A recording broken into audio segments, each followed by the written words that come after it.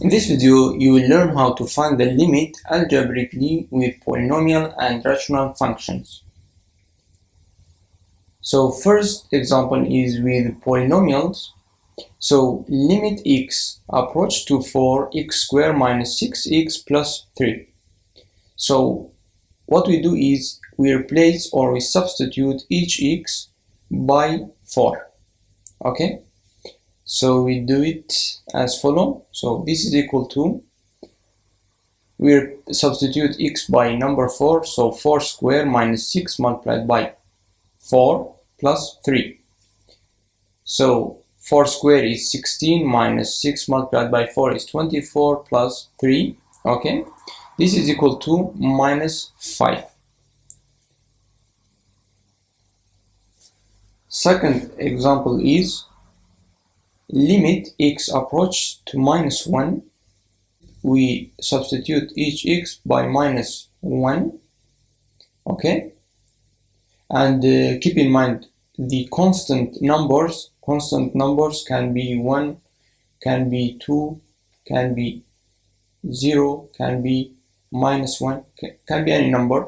So in this case it is 4, but 4 will remain the same as we saw here also. Number 3 didn't change. Okay, so we substitute each x now by minus 1. So minus 3 multiplied by minus 1 to the power 4 plus 5 multiplied by minus 1 to the power 3 minus 2 multiplied by minus 1 to the power 2, okay, plus minus 1 because we have here x minus 1, and finally plus 4 we didn't touch it. Okay, and if you do the calculation here, finally you will get minus 7. Okay, so the limit is equal to minus 7.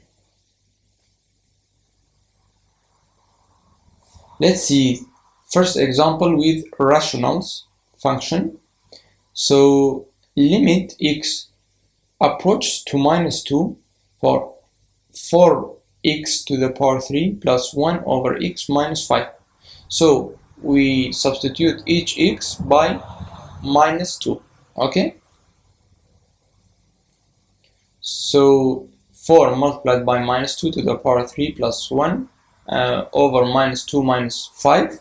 This is equal to, if you do the calculation here, you will get minus 31 over minus 7, and if you do the division, you will get 4.4. Okay, let's see second example. So limit x approach to 3 for 2x to the power 3 minus 6 over x minus x squared. We substitute each x by 3, number 3. Okay, so this x and this x will be substituted with number 3. Okay, from here, and this is equal to minus 8. Okay, let's see third example. Limit x approach to minus 4 for x squared minus x minus 20 over x plus 4. If we substitute each x here and here and here by minus 4, we will get a problem. It is 0 dividing by 0. So this is indeterminate quantity, right? And we have to avoid having 0 by 0 and 0 divided by 0. So in this case, we do the factorization with the numerator. Okay, so what we do is we take two brackets like that. So we put x here and x here, and we try to factorize this expression. So we look for two numbers.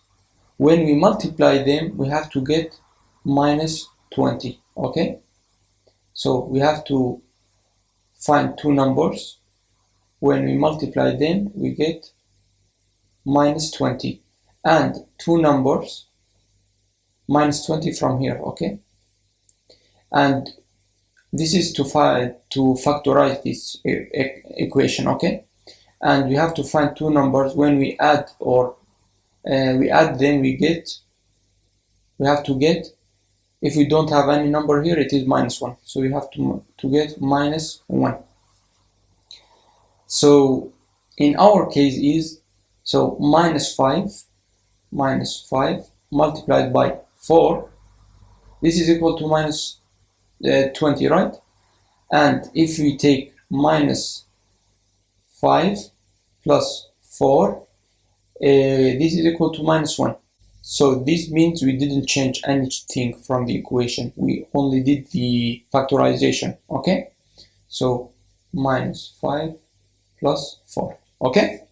So as we found the factorization of this equation, and we found x minus 5 multiplied by x plus 4, so we take them, since this part is equal to this part, so we take this part and we put it here instead of this part. So now limit x approach to minus 4, x minus 5 multiplied by x plus 4 over x plus 4. We didn't change anything from the equation. So from here we see that this term x plus 4 over x plus 4, they are equal, right? So this term, this part disappears with this part. So finally we have x minus 5. So we find, we take the limit of x minus 5, so limit x approach to minus 4 for x minus 5. So we substitute x by minus 4, so minus 4 minus 5, this is equal to minus 9. So the limit is equal to minus 9. Let's see fourth example. So limit x approach to 1, x squared minus 1 over x minus 1. If we substitute each x by number 1, we will get 0 divided by 0, and this is indeterminate quantity, right? So we have to avoid dividing 0 by 0. As a solution for that, we can factorize this expression x squared minus 1, okay, this equation. So we take, this is difference of squares, right? So if you didn't watch this video, I already explained the famous identities in math. You can click on this card here. I will explain it in a quick way here also. So we said that when we have a squared minus b squared, this is equal to a minus b multiplied by a plus b, right? And this is the same, this applies to x squared minus 1 also. Why? Because x squared minus 1 is we can say it is by default square, because if we take 1 square, this is equal to 1, right? So it is by default square, we can say, and this is equal to x minus 1 multiplied by x plus 1, okay? So here we didn't change anything, and since this part is equal to this part, we take this part and we substitute it by x squared minus 1, okay? We replace it. So here we can take the advantage of factorization. This term will disappear with this term, okay? And finally we will get x plus 1. Now we take the limit. So we take the limit of x plus 1. So limit x approach to 1 for x plus 1. So we substitute x by 1, okay? So this is equal to 2. So the limit is equal to number 2, okay? Let's see fifth example. So we substitute each x, okay? Each x by because x approach to number 3, so we substitute each x by number 3. So x we substitute it by number 3, and we get the division 0 divided by 0, and this is indeterminate quantity, right? So in this case we have to factorize. We factor the denominator, okay? So we will do it in 2 steps. This is our equation. We take us here. So this is one part, and this is second part, okay? So what we do is we take from here x squared and x squared. So x squared as a common factor. So if we multiply x squared by x, we get x to the power 3. X squared multiplied by minus 3, you get minus 3 x squared. Okay, then minus, okay, we don't touch it.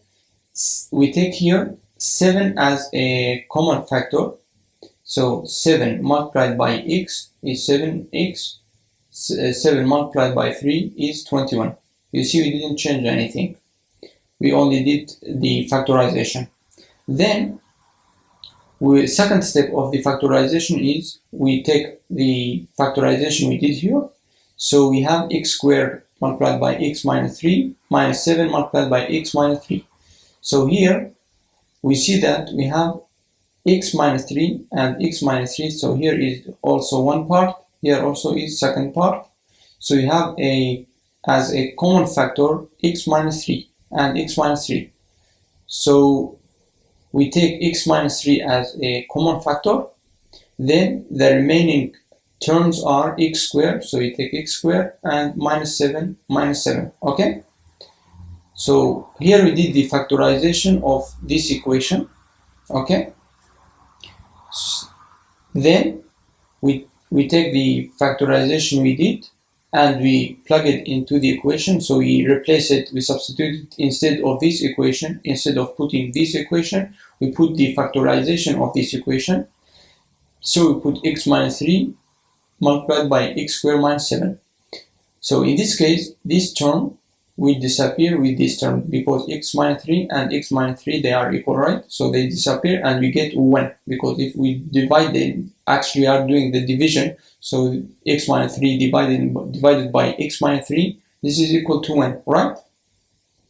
And this we didn't touch it, x squared minus 7. Okay, x squared minus 7. So final step is we find the limit x approach to 3 for 1 over x squared minus 7.